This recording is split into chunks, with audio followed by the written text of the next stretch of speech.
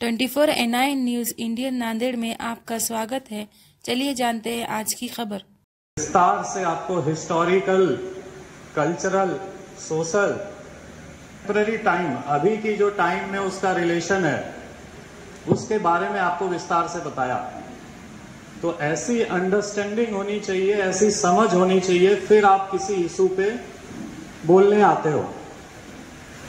But इस humble acceptance के साथ कि इसमें मेरी नॉलेज ABCD जैसी है और इन्होंने मुझे ऐसे लिखने बोला है, ठीक है, तो इस एक हम्बल एक्सेप्टेंस के साथ मैं दो चार बात आपको बोलूंगा जो मूलतः एकदम जनरल बात होगी, सब्जेक्ट के डीप नॉलेज की बात नहीं होगी, जो कॉमन आम इंसान की जो ऑब्जर्वेशन है, जो नॉलेज है, वो उस पर बात करेंगे।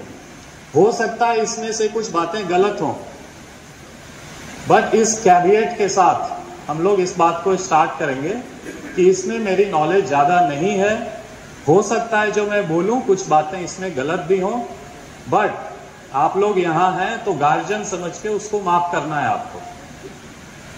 देखिए, इसमें जो हमारा टॉपिक है कि पैगंबर मोहम्मद साहब, इनकी मानवतावादी जो चीजें हैं, जो इस्लामिक फेथ में जो मानवतावादी चीजें हैं, और जो हमारा भारतीय समाज है, स्पेशली आज का जो भारतीय समाज है, जो हमारी सामाजिक व्यवस्था है, उसको और कैसे अच्छा बना सकते हैं, अभी क्या प्रॉब्लम्स हैं, और जो एक्चुअल उनकी ओरिजिनल थिंकिंग थी उस फेथ की, उस विश्वास की, उनकी पूरी लाइफ एक टीचिंग्स है जो उन्होंने लिखा भी है। जैसे कुरान हम लोग पढ़ते, आप लोग सब लोग जानते होंगे कि ये कोई लीनियर बुक नहीं है, ये टाइम वाइज नहीं लिखा गया है, जिसमें कि ये जैसा एक स्टोरी खत्म हो तो दूसरी स्टोरी स्टार्ट होती, ऐसा नहीं है।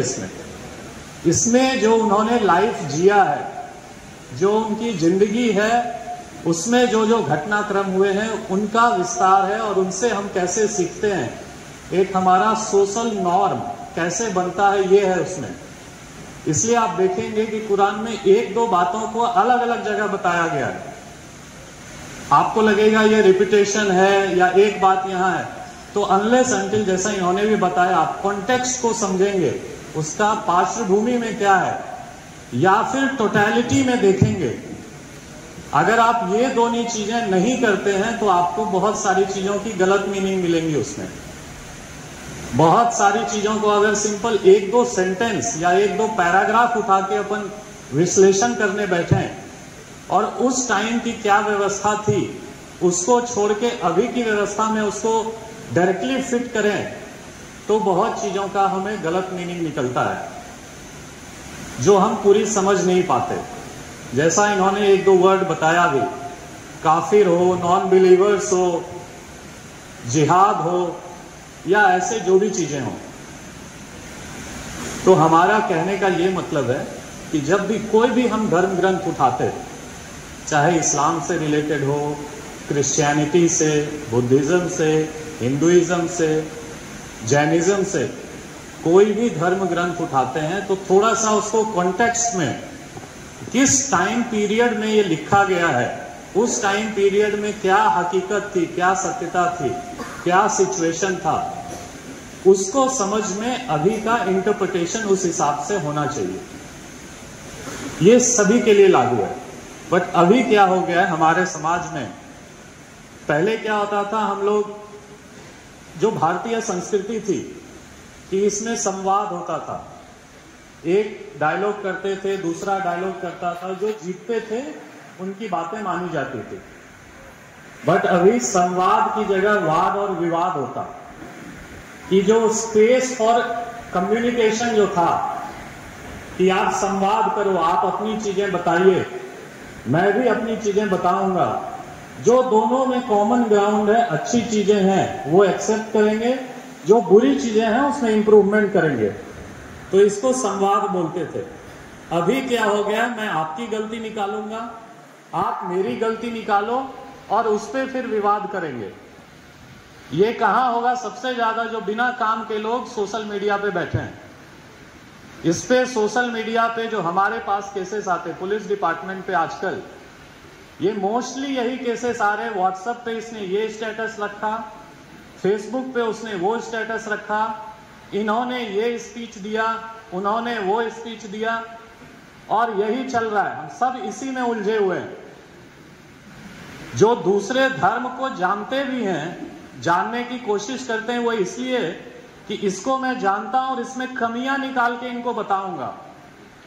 मैं इसलिए ये धर्म जानना चाहता हूं। ऐसी एक नौबत आ गई है कि मैं लेट्स से कुरान के बारे में थोड़ा सा इंटरनेट पे पढ़ता भी हूं, तो मैं इसलिए पढ़ूंगा कि इसमें चार चीजें गलत लिखी हुई हैं मेरे हिसाब से, और उस बातों पे, उस 4 चीजों पे मैं इनको क्रिटिसिज्म करूंगा।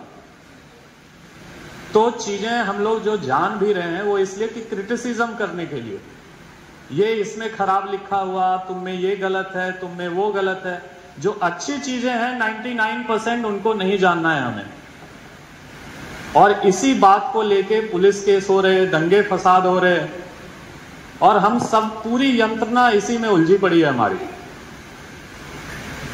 तो कहने का मतलब है कि जो ऐसे फोरम्स हैं जहां पे हम लोग थोड़ा सा बैठ के एक दूसरे के बारे में जान सकते हो कि एक्चुअल टीचिंग क्या है, एक्चुअल कंटेक्स्ट क्या है, जो टर्म्स का यूज, मिसयूज, एब्यूज हो रहा, उसका एक्चुअल मीनिंग क्या है, ये अगर 4 लोग, दूसरे लोग भी जाने और हमारा नॉलेज का थोड़ा आदान प्रदान हो, तो बहुत सारे मिसकम्युनिकेशन, कंफ्यूजन अपने आप दूर होती हैं।